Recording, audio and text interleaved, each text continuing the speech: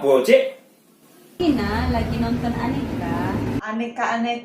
Aneka apa? Aneka rasa, aneka warna. Cak nama toko manisan itu Bukan Cak itu. Aneka tuh nilai dasar yang harus teraktualisasi dalam kehidupan seorang ASN. Cak kita ini nah. Benar kan Ading? Nah, betul. Apalagi Cak kita nih baru jadi ASN. Harus paham apa itu aneka.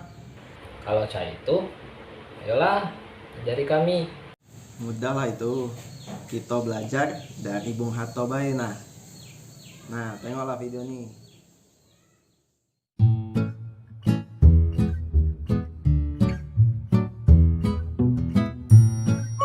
Salah satu bukti akuntabilitas seorang Muhammad Hatta adalah ia sangat menjaga rahasia negara, meskipun kepada keluarganya. Rahasia negara yang saya maksud adalah tentang kebijakan pemotongan nilai mata uang dari Rp100 menjadi Rp1. Hal ini menyebabkan rencana sang istri untuk membeli sebuah mesin jahit baru menjadi tertunda. Berbicara nasionalisme, hal tersebut terlihat dalam diri Bung Hatta. Bukan hanya keterlibatannya dalam kemerdekaan Indonesia, tapi nasionalisme ada di dalam diri Bung Hatta, tertanam dalam jiwa dari perilaku dan semangat Bung Hatta. Salah satu bentuk yang pernah ditunjukkan oleh Bung Hatta dari sikap nasionalismenya adalah beliau pernah menolak untuk menginjakkan kaki di tanah Singapura dikarenakan negara tersebut pernah menghukum 2 orang marinir Indonesia, yaitu Usman dan Harun.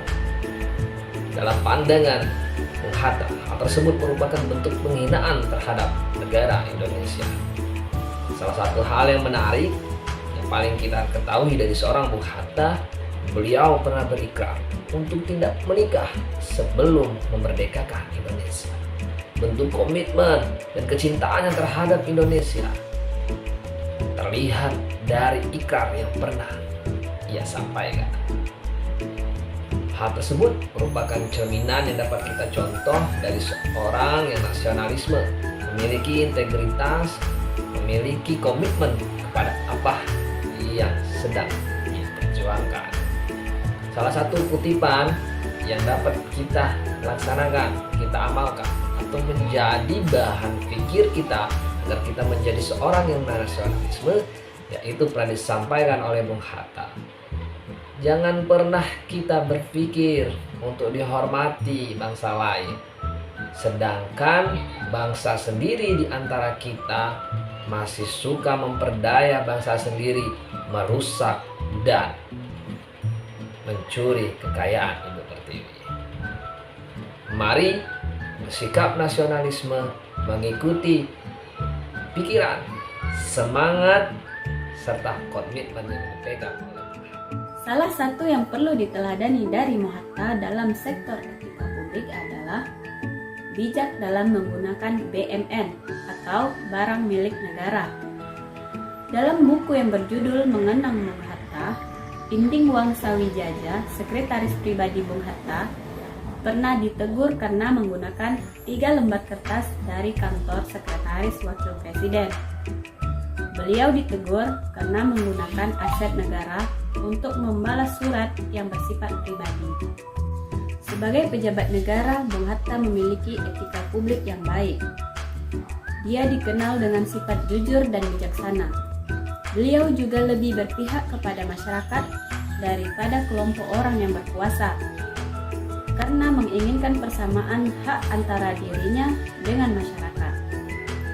Sebagai contoh, ketika beliau berangkat haji, Bung Hatta lebih memilih dana tabungannya pribadi dan tidak menggunakan fasilitas milik negara, karena menginginkan berangkat sebagai masyarakat biasa. Nilai selanjutnya yaitu komitmen mutu. Sebagai tokoh intelektual, Bung Hatta telah banyak melahirkan pemikiran untuk memajukan kehidupan bangsa. Salah satu gagasannya adalah gagasan ekonomi kerakyatan yang diwujudkan melalui koperasi. Gagasan ekonomi kerakyatan adalah wujud komitmen beliau agar dapat membantu perekonomian rakyat menjadi lebih baik. Dengan ini, para penduduk sekitar tidak kesulitan lagi mendapatkan bahan-bahan perekonomian dengan harga yang terjangkau.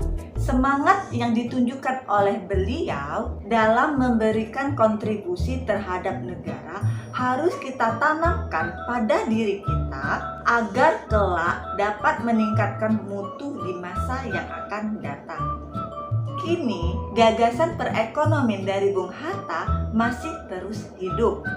Terbukti dari adanya dukungan pemerintah terhadap UMKM sebagai tulang punggung ekonomi negara.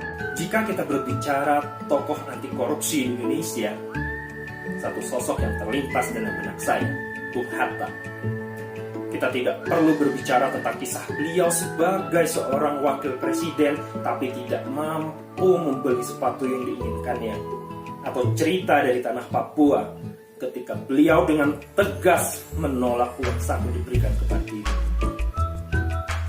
Kisah kali ini datang dari putri keduanya, Gemala Rabi Hatta, ketika ia bekerja pada waktu di konsulat RI di Sydney 1975 saat ia mengirimkan surat kepada ayahandanya menggunakan kod konsulat RI. Teguran itu ia terima beberapa waktu kemudian ketika ayahanda mengirimkan surat balasan yang isinya, "Gemala putriku, aku ingin memperingatkan kau satu hal. Janganlah engkau mengirim lagi surat yang bersifat privat, bukan surat dinas menggunakan kertas konsulat RI. Tentu hal ini tidak pantas." Begitu teguran sang ayah kepada Gemala Rabi Hatta. Dari cerita ini, kita dapat belajar bahwa sikap anti korupsi harus ditanamkan pada diri sendiri, kepada keluarga dan masyarakat sekitar kita. Bung Hatta bukan saja tokoh anti korupsi, tetapi Bung Hatta adalah guru anti korupsi bagi bangsa Indonesia. Salam anti korupsi. Sudah dilihat kan videonya? Makanya kalau kerja jangan asal kerja. ASN tuh kerjonya harus beraneka. Masih ingat dak apa aneka itu? Akuntabilitas, Nasionalisme. Etika publik. Komitmen mutu. Anti korupsi.